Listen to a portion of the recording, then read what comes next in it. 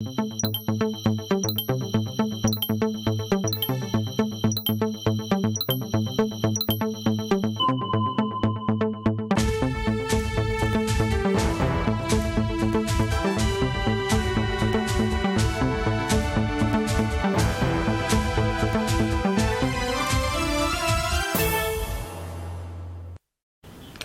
la cité HLM CG6 Zone du Bois, un projet de construction d'un bâtiment R+3 crée des frustrations. Porté par le CG6, ce projet ne trouve pas l'assentiment des résidents qui disent n'avoir pas été associés. Le CG6 de son côté estime qu'il est propriété légale et a le droit d'exploiter les lieux. Affaire à comprendre dans le premier dossier de ce 20h, seulement si vous restez avec nous. L'autre dossier de ce 20h porte sur la liberté d'expression. Les récents coups de force ont-ils impacté la liberté d'expression? Le moins que l'on puisse dire, c'est que les émissions interactives enregistrent pas mal d'intervenants et les conférences publiques se multiplient, donnant l'occasion aux citoyens de s'exprimer. Un bon indicateur, selon le président de l'AJB, vous entendrez plusieurs acteurs sur la question. Et puis, changement à la direction de la douane, Mathias Kadiogo, inspecteur divisionnaire de douane, première classe et 4e échelon, est investi directeur général des douanes. Il remplace à ce poste Adama Nana. Le nouveau directeur général compte s'investir dans la collecte de fonds pour soutenir la lutte contre le terrorisme. Bonsoir, merci de nous rejoindre. Situation difficile à la cité HLM CG6 Zone du Bois, un quartier situé dans la capitale burkinabé. En effet, dans cette cité de 36 appartements, les habitants qui depuis 10 années sont copropriétaires de la cité s'opposent à un projet de construction et de démolition pour lequel ils n'ont pas été associés. Dans le dossier que vous allez voir tout de suite, vous verrez que les habitants font face à des désagréments occasionnés selon eux par les travaux initiés par le centre de gestion des cités. Du côté de la société d'État CG6, on explique que les résidents ne disposent pas de titre de propriété et ne seraient donc pas copropriétaires. Explication donc dans ce dossier de Serge Kabouri. Nous sommes ici à la cité HLM CG6, située au quartier Zone du Bois de Ouagadougou. C'est une cité qui abrite 3 immeubles à raison de 12 appartements par immeuble. Autrefois locataires, les résidents après plusieurs années disent être aujourd'hui copropriétaires avec le centre de gestion des cités CG6. Comme c'est le CG6 qui gère la cité, c'est sa propriété, demander aux résidents qui étaient en location simple si la location vente les intéressait. Et nous avons été un certain nombre à nous intéresser à la location vente. Donc les uns et les autres ont pris leur appartement. Ils ont fini de payer. Bon, ça fait plus de 10 ans que chacun de nous a fini de payer et nous sommes là. Cependant, derrière ces images d'une cité paisible avec ses habitants, une situation trouble pourtant la quiétude des 36 familles que compte la cité. En mai 2021, et nous avons été surpris, nous les résidents de cette cité-là, de voir des caterpillars, des gros camions qui viennent avec du gravier, du sable et du matériel de construction. Ils sont arrivés, ils ont abattu une partie de notre mur. Ils ont terrassé notre gros quartier, ils ont enlevé, détruit la poubelle de 36 appartements et nous avons cherché à savoir qu'est-ce qui se passe quoi. Qu'est-ce qui se passe? Eh bien, les images parlent d'elles-mêmes. C'est un projet de construction d'un immeuble R+3 initié par le CG6. Après plusieurs interpellations de la part des habitants à l'endroit du gestionnaire de la cité, l'information de la réalisation d'un 4e immeuble sera finalement donnée selon les résidentes. Elles disent faire face à d'énormes conséquences. Le pourtour de notre cité, les voies sont déjà fichues, foutues. L'intérieur de notre cour où sont déposés le matériel de construction, les bois, les ferrailles, les briques, les sables et compagnie, et notre voie principale là, défoncée. Notre fosse septique même, la principale fosse septique est dans l'allée principale défoncée. Il faut rentrer leurs machines, des grosses machines qui n'ont même pas le droit de rentrer ici parce qu'en passant, on a des fosses sur la route. Et malheureusement, ces machines, les grosses voitures là, sont venues casser nos fosses septiques. Pour mieux comprendre cette affaire, nous nous rendons à la direction du centre de gestion des cités CG6, situé à la cité en 3. Entouré de son service de communication et d'autres collaborateurs, le conseiller fiscal du CG6 explique que la société d'État est propriétaire légale de la cité, d'où la mise en œuvre du projet de construction d'un 4e immeuble. En tant que propriétaire, convient-il de demander à des résidents la permission pour ériger un immeuble sur un terrain qui nous appartient? Nous pensons que si nous devons le faire, c'est juste pour ne pas déranger la quiétude. Mais demander la permission, ce serait déjà remettre en cause le titre dont nous sommes propriétaires. Le CEGESI disposerait donc par conséquent d'un titre foncier, contrairement aux résidents de la cité. Du fait de sa présence là-bas, le CEGESI est copropriétaire parce que le CEGESI a des titres. Donc à terme, lorsque les autres résidents vont finir de payer leurs appartements et ils vont introduire les dossiers qu'à terme ils auront les titres de propriété, le CEGESI et ces derniers seront maintenant des copropriétaires. Mais pour l'heure, on peut dire que ce sont des accédants à la copropriété. Toujours selon le conseiller fiscal du CEGESI, une note aurait été adressée aux résidents de la cité le 26 avril 2022 afin de porter à leur connaissance du lancement des travaux qui finalement ont débuté le 24 mai 2022. Les résidents ont été reçus par leurs représentants, par le directeur général du centre de gestion des cités. Nous avons même eu une séance de travail avec les représentants des résidents pour leur montrer le projet dans son ensemble, pour leur dire combien de fois nous sommes soucieux de leur quiétude et combien de fois le projet que nous avons engagé ne peut grandement empiéter sur leur vivre ensemble. Mais convenez avec nous qu'un immeuble R+3 suscite forcément des désagréments. Les résidents de la cité HLM CEGESI du quartier Zone du Bois n'ont qu'une seule demande, être entendus et associés au projet en tant que copropriétaire de la cité. On ne peut pas se lever comme ça parce qu'on est autorité et puis on impose des choses à la population. Et c'est ça qui est énervant. Parce que quand on est sur le terrain du dialogue, on peut tout obtenir. Mais quand on vient en tant qu'autorité et on impose des choses à des personnes qui sont dans leurs droits, ou qui n'ont pas été suffisamment sensibilisés, à qui on n'a pas expliqué clairement les choses, vraiment ça soulève les cœurs. La société d'État de promotion immobilière CEGESI se dit être soucieuse du bien-être des populations dans sa démarche et appelle les résidents à la compréhension. Du côté des habitants de la cité, une procédure serait en cours devant les juridictions compétentes et les habitants appellent malgré tout à l'intervention des autorités afin, selon eux, d'éviter le pire. On poursuit ce 20h dans une autre ambiance. Célébration indifférée de la deuxième journée des Nations Unies à l'école Nkowaga ce 25 novembre. Plusieurs nationalités ont pris part à cette édition riche en couleurs et d'émotions.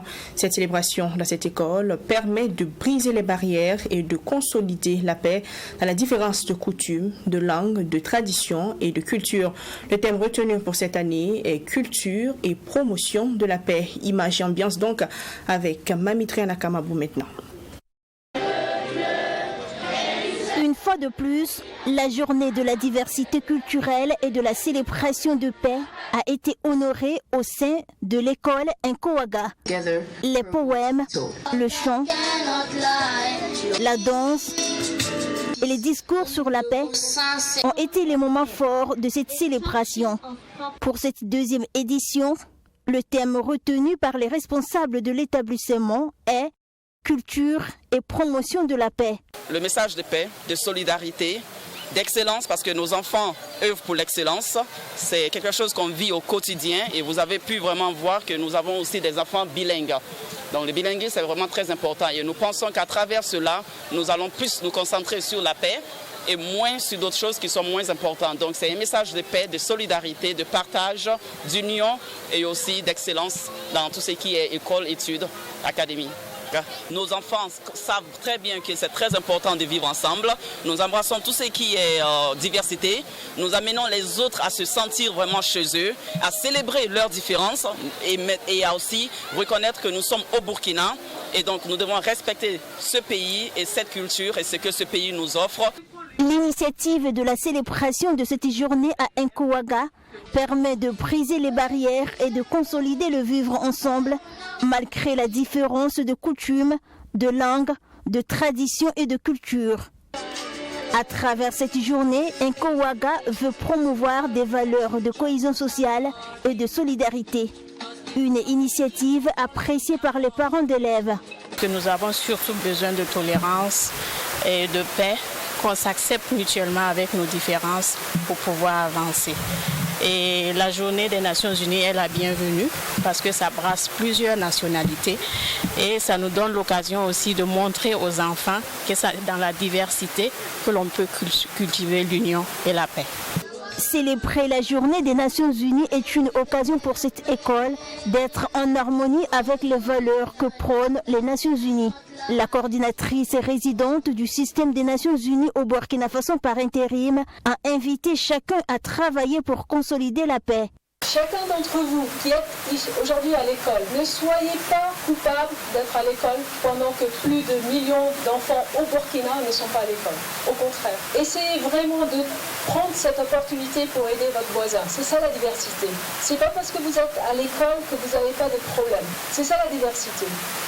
Et la paix commence par vous à l'école. Regroupant 25 nationalités différentes venues d'Afrique et du monde, Nkowaga, selon la directrice, est la première école accréditée à offrir le programme du diplôme du baccalauréat international au Burkina Faso. Elle a ouvert ses portes au pays en 2018 et combine un programme international de qualité afin de permettre le développement et l'épanouissement académique, social et culturel de chaque élève. Dans le secteur de la santé, le ministère de la Santé et de l'Hygiène publique, avec le soutien de l'Agence des États-Unis pour le développement international, a lancé ce 25 novembre une campagne intégrée de communication et de changement social de comportement pour la santé dénommée Campagne RR. Il s'agit de sensibiliser les populations à travers tout le Burkina sur la santé maternelle, infantile et la santé de la reproduction. La campagne est prévue prendre fin en septembre 2023. Les détails de Abdourahim Miagne. Portée par l'Agence des États-Unis pour le développement international USAID, la campagne HERE vise à sensibiliser les populations pour un changement de comportement pour préserver leur santé. Il s'agira de sensibiliser sur les bonnes pratiques dans les domaines de la santé maternelle, néonatale et infantile, la santé de la reproduction et la nutrition. Cette campagne entre en droite ligne du plan national de développement sanitaire, selon le témoignage du ministre de la Santé et de l'Hygiène publique, Robert Lucien Jean-Claude Kargougou. Une femme qui est enceinte devrait normalement suivre 8 consultations prénatales. Et c'est gratuit. Pourquoi ne pas le faire? Quand on prend la nutrition, lorsqu'un enfant est allaité exclusivement au sein par sa maman, ça le prémunit de plusieurs maladies.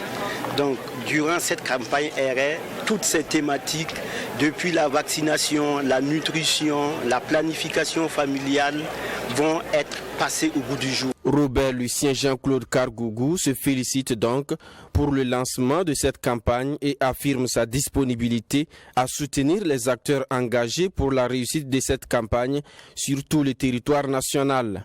C'est pour nous une véritable gageure de lancer cette campagne de communication RA et c'est pour moi l'occasion de lancer un vibrant appel à toutes les populations pour qu'elles puissent adhérer à cette campagne RA. C'est aussi pour moi l'occasion de dire au nom du gouvernement tout simplement merci à l'USAID avec laquelle nous avons une coopération stratégique. La campagne HERE, qui signifie en langue dioula bien-être, est prévue se tenir en 2 phases sur tout le territoire national. Elle s'étend jusqu'en septembre 2023 et sera marquée essentiellement par des actions de communication sur différents canaux et la réalisation d'émissions populaires. Deuxième dossier de ce 20h. En 8 mois, le Burkina Faso a connu 2 régimes successifs issus de coups d'État. Le lieutenant-colonel Polari Sandaogo Damiba, arrivé au pouvoir le 24 janvier par coup de force, avant d'être renversé à son tour le 30 septembre par le capitaine Ibrahim Traoré. Bien avant, le Burkina Faso a connu d'autres coups d'État. La question, ces événements ont-ils impacté la liberté d'expression? En tout cas, les émissions interactives et d'opinion enregistrent de plus en plus des intervenants qui donnent leur point de vue. La règle demeure la courtoisie et le respect selon des animateurs. En plus de cela, plusieurs activités telles que les conférences publiques donnent la possibilité aux citoyens de s'exprimer. Le président de l'AJB, que vous allez entendre dans le prochain élément, estime que c'est un bon indicateur à la liberté d'expression, même s'il émet des réserves. C'est un dossier de Geoffroy Var.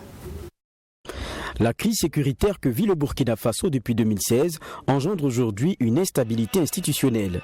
2 coups de force en 8 mois, plusieurs secteurs de la vie économique fonctionnent à minima. Les Burkinabés sont durement éprouvés mais n'ont pas perdu les acquis démocratiques de ces dernières années, les libertés d'expression et de manifester. David Nana et Denis Zougrana sont des animateurs d'émissions interactives. Le mot à dire, tout comme ça nous concerne, sont des émissions d'opinion. Chaque matin, ils ouvrent leur micro. Les auditeurs posent leurs préoccupations, réagissent au sujet de leur choix. La seule règle, imposer la courtoisie dans les propos. C'est leur idéal, ils partagent le même idéal, ils sont capables d'aller défendre la patrie. Ils vont y aller. L'idée d'une émission interactive comme la nôtre, c'est la liberté d'expression. C'est dire ce qu'on pense, mais en utilisant les mots qu'il faut. Tout le monde est libre de s'exprimer. On peut tout dire, mais pour peu qu'on y mette de la manière. Parce qu'après aussi, c'est vrai que c'est la liberté d'expression, mais il y a aussi un cahier des charges, il y a aussi des principes qu'il faut respecter. Nous sommes en radio, donc c'est un média d'éducation. Donc on peut pas aussi... je peux ne pas être d'accord avec vous, mais je dois mettre de la manière, de la façon de le dire. Je ne dois pas vous agresser, je ne dois pas vous injurier, je ne dois pas utiliser des mots grossiers également. Donc c'est ce qu'on fait généralement au quotidien. Notre partenaire qui va nous respecter pour avoir vous avez parlé de pillage et tout, depuis Blaise Compaoré jusqu'à Damiba. L'émission a toujours, depuis belle lurette, que ce soit depuis le départ de Blaise Compaoré jusqu'aux différents coups d'État, il y a toujours eu cette liberté pour que les gens puissent s'exprimer. Le problème seulement, c'est du côté des autorités qui ne comprennent pas. Parce que pour de telles émissions, il y a des gens qui apportent des analyses qui sont contraires, par exemple, à la vision que le gouvernement prône. Sur la question sécuritaire, on se retrouve avec, disons, des gens qui apportent des informations venant de la localité. Il y a eu attaque, le gouvernement n'a pas relevé, il y a eu mort d'homme. Donc des informations souvent qui devraient interpeller, devraient être comptabilisées par l'autorité. Mais comme je le disais, beaucoup trouvent au contraire que c'est plutôt un canal qui permet à endiguer ceux-là qui sont contre leur gestion de pouvoir s'exprimer, alors que ce n'est pas le cas, ce sont les citoyens lambda qui s'expriment. Le citoyen, de façon générale, trouve la parole libre, même si pour certains, il faut tout de même faire attention. On sent que le Burkinabé n'est plus le Burkinabé des années 90, le Burkinabé de l'année avant 2014. Il a quand même un peu la liberté d'expression, il a quand même cette liberté de dire tout ce qui ne va pas dans le pays.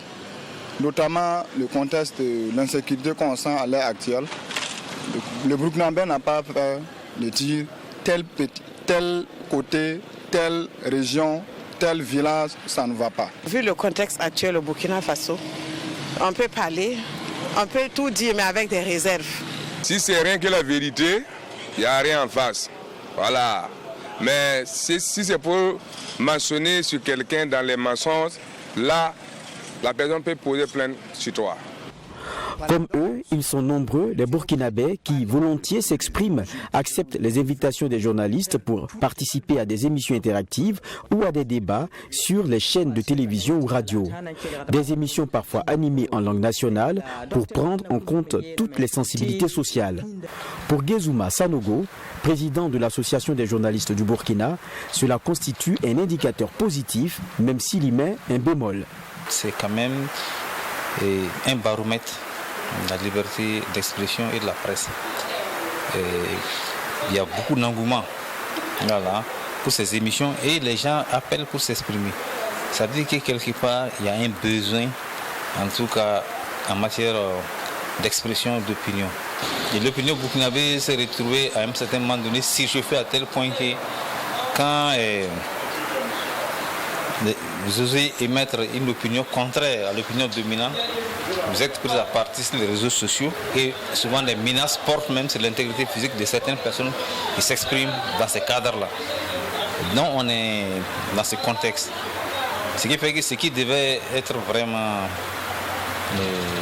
quelque chose à encourager devient risqué à un moment donné. Le baromètre de cette liberté d'expression, c'est aussi ce foisonnement de conférences de presse régulièrement animées par les organisations de la société civile. La coordination nationale des OSC en a répertorié un nombre important. Aucun sujet tabou sur les thématiques abordées. Politique, économie, démocratie, tout y passe. Le fait même de dire qu'on n'est pas d'accord, c'est déjà une liberté d'expression. Donc, à mon sens, au Burkina Faso, ça existe. Parfois aussi, on en abuse même. Nous avons aussi cette liberté d'organiser des conférences de presse pour faire, par exemple, soit le bilan des activités qui ont été menées, soit pour donner une opinion sur une question d'intérêt national ou international. Les libertés de cette nature-là n'ont jamais été un acquis définitif. Il faut que les uns et les autres travaillent à les conserver, à les pérenniser, à faire en sorte qu'effectivement, cette liberté-là existe. Le Conseil supérieur de la communication, l'instance de régulation des médias au Burkina Faso, encourage la libre expression des opinions dans le respect des dispositions légales. À ce jour, bien que l'institution de régulation traverse une zone de turbulence, aucune émission ne fait l'objet de censure. En attendant le retour à une vie constitutionnelle normale, les Burkinabés, même sous un régime d'exception, font des libertés d'expression et de manifester des lignes rouges à ne pas franchir. Ces deux valeurs restent vitales, acquises dans le temps et dans la douleur. Les Burkinabés y restent foncièrement attachés. Média, installation ce 25 novembre du nouveau directeur de la télévision nationale RTB, Pascal Kané. Pascal Kané remplace à ce poste Jean-Emmanuel Ouedraogo, qui a été nommé le 25 octobre dernier ministre de la Communication, de la Culture, des Arts et du Tourisme. Le nouveau directeur de la télévision dit mesurer la délicatesse de la charge à lui confier et compte relever les défis avec l'ensemble de ses collaborateurs. Voici pour vous les images de la cérémonie d'installation. Nommé le 22 novembre 2022, directeur de la télévision du Burkina, Pascal Kané, précédemment rédacteur en chef de la télévision nationale, a été installé dans ses fonctions ce vendredi 25 novembre en présence du directeur général de la radiodiffusion-télévision du Burkina Faso. Le nouveau directeur de la télévision dit être conscient des défis à relever afin de répondre à des téléspectateurs de plus en plus exigeants dans la qualité du programme. Le challenge, c'est surtout la réorganisation de tous les services, de faire en sorte que les différents couacs souvent que nous voyons à l'antenne, que nous puissions travailler à réduire ces couacs-là. Parce que comme je l'ai dit, c'est très souvent dans les détails que nous pêchons et c'est malheureusement ces détails-là que le public retient.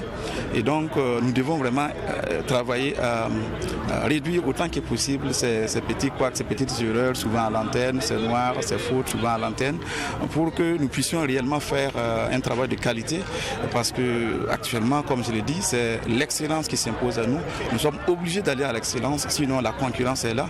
Donc il faut vraiment qu'on se mobilise pour rester dans les codes et pour faire en sorte que la télévision de Burkina présente son meilleur visage. Pour le directeur général de la RTB, Rabanki Zida, cette nomination s'inscrit dans la dynamique de la télévision nationale à innover et à travailler pour être en phase avec l'évolution technologique.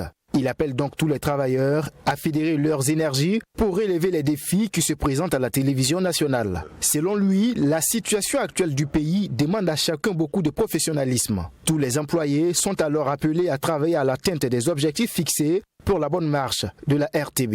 Ne pas considérer que c'est le directeur seul qui doit porter la charge. C'est un appel que je lance à tout le monde. Chacun a son niveau de responsabilité, qu'on soit agent ou chef de service ou autre. Je crois qu'aujourd'hui, plus que jamais, dans le contexte de notre pays, on se doit de se donner la main et de se battre au quotidien, considérer chaque jour comme étant une nouvelle bataille qu'on livre et être fier le soir au moment de dormir d'avoir contribué à bâtir quelque chose pendant la journée. Pascal Kané, conseiller en sciences et techniques de l'information et de la communication, remplace à ce poste Jean-Emmanuel Ouedraogo, nommé ministre en charge de la communication, de la culture, des arts et du tourisme, porte-parole du gouvernement. Même exercice à la direction de la douane. Dans une plus grande cérémonie, Mathias Kadiogo, le désormais directeur général des douanes, est installé, nommé le 16 novembre 2022 en Conseil des ministres. L'inspecteur divisionnaire de douane, première classe à 4e échelon, Mathias Kadiogo, a pris officiellement les rênes de la douane. Il remplace à ce poste Adam Manana. La cérémonie en image avec Mamidre Anakamabo. Précédemment, chef de brigade commerciale de Ouagaroute, Mathias Kadiogo totalise 25 ans de service. Il s'est engagé à remplir ses fonctions avec honneur, dignité, dévouement et honnêteté.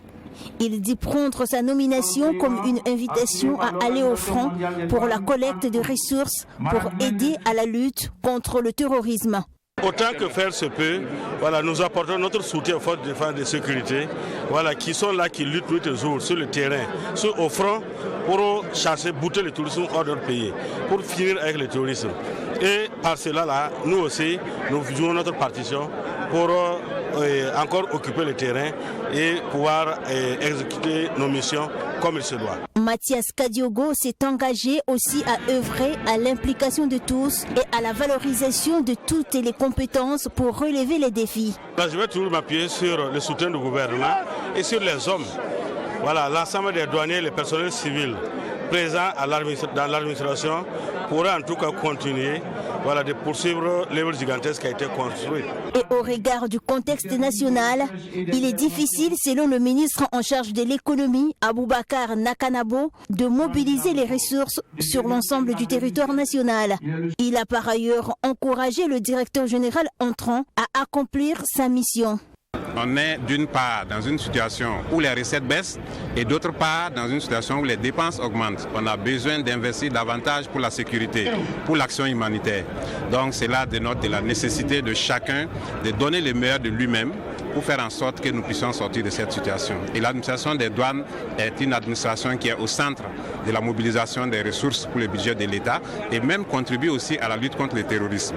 Donc de ce fait, il est important que l'administration des douanes puisse véritablement atteindre des performances exceptionnelles.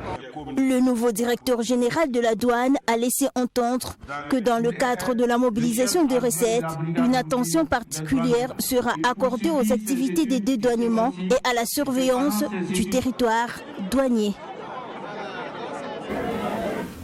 Opération Grenier plein, c'est la nouvelle trouvaille de la Chambre nationale d'agriculture.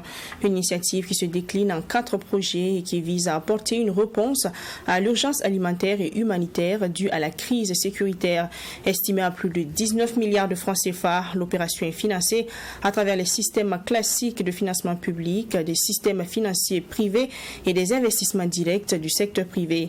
Plus de 12 milliards de francs CFA sont déjà mobilisés selon les premiers acteurs de cette opération. L'initiative a été lancée ce 25 novembre. Alexis Wenkouni-Belemnaba. L'opération Grenier plein est une initiative des acteurs institutionnels et privés sous l'égide du ministère en charge de l'agriculture, conduit par la Chambre nationale d'agriculture. L'objectif est d'apporter leur contribution à l'opération d'urgence pour la résilience face à la crise alimentaire et humanitaire que vit le Burkina Faso. Cette opération vise à contribuer à l'accroissement de la production agricole de plus d'1 million de tonnes de céréales par an.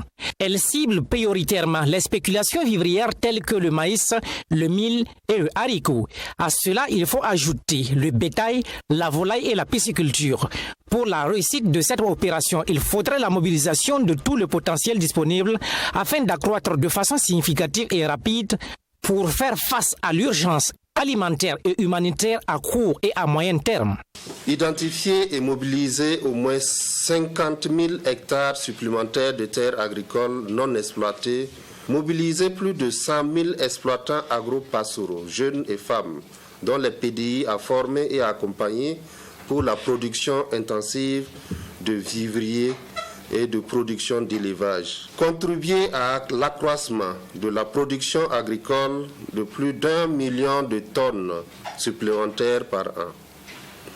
Moderniser durablement le secteur agricole par la promotion et la dynamisation d'environ 1000 entreprises agro-pastorales modernes mixtes.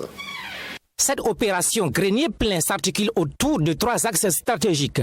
Sa première phase est mise en œuvre pour une durée de 30 mois à travers des projets spécifiques en fonctionnant sous forme de guichets qui se déclinent comme suit. Projet facilitation de l'accès aux intrants et équipements agricoles pour un montant de plus de 5 milliards de francs CFA. Le guichet 2, projet de promotion de micro, petites et moyennes entreprises agro-pastorales modernes intégrées pour un montant de 5 milliards de francs CFA. Projet jeunesse et terroir qui vise la facilitation et l'installation des jeunes et à l'insertion socio-économique des PDI et des ex-VDP dans leur terroir d'origine d'un montant de 4 milliards de francs CFA. Pour cette opération d'un coût de 19 milliards de francs CFA, plus de 12 milliards sont déjà mobilisés selon les premiers acteurs de cette opération. Elle est financée à travers les systèmes classiques de financement public, les systèmes financiers privés et des investissements directs du secteur privé. Reste à compter sur les partenaires pour combler le déficit du budget de la campagne estimée à 7 milliards de francs CFA. Le Festigri, Festival des grillades de Ouagadougou, qui rassemble les grilleurs du Burkina Faso et de la sous-région, bat son plein à la Maison du Peuple, 13e du genre. Cette édition est placée sous le signe de la solidarité aux personnes déplacées internes. Et dans ce sens, des collectes seront faites sur place pour venir en aide aux personnes déplacées internes. Lancée le 24 novembre hier donc, avec pour pays invité d'honneur le Nigeria, cette édition prend fin le 27 novembre 2022. Yassine Sawadou. C'est parti pour le festival des grillades de Ouagadougou.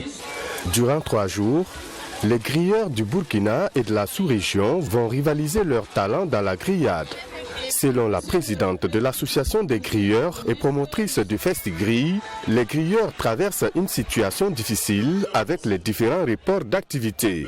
La tenue de ce festival leur permettra donc de se tirer d'affaire. Depuis 13 ans, si vous l'avez constaté, nous sommes très heureux de lui dire que nous avons été les tout premiers pionniers à mettre en avant la grillade, les restaurateurs. Parce que maintenant, si vous constatez, il n'y a aucune activité où les grilleurs ne sont pas présents. Donc il fallait qu'on travaille pour que vraiment ces grilleurs-là trouvent leur place dans la société. Et nous en sommes très heureux. Mais c'est vraiment des artisans, comme j'aime à le dire, parce que quand on prend les différents poulets qui transforment, le produit fini est tout autre chez tout le monde. Donc ce sont des artisans. Donc vraiment, ils traversent une situation très difficile avec le report de toutes les activités. Donc ça sera l'occasion vraiment de se faire de petites bonnes affaires et franchement qu'on puisse aller de l'avant ensemble.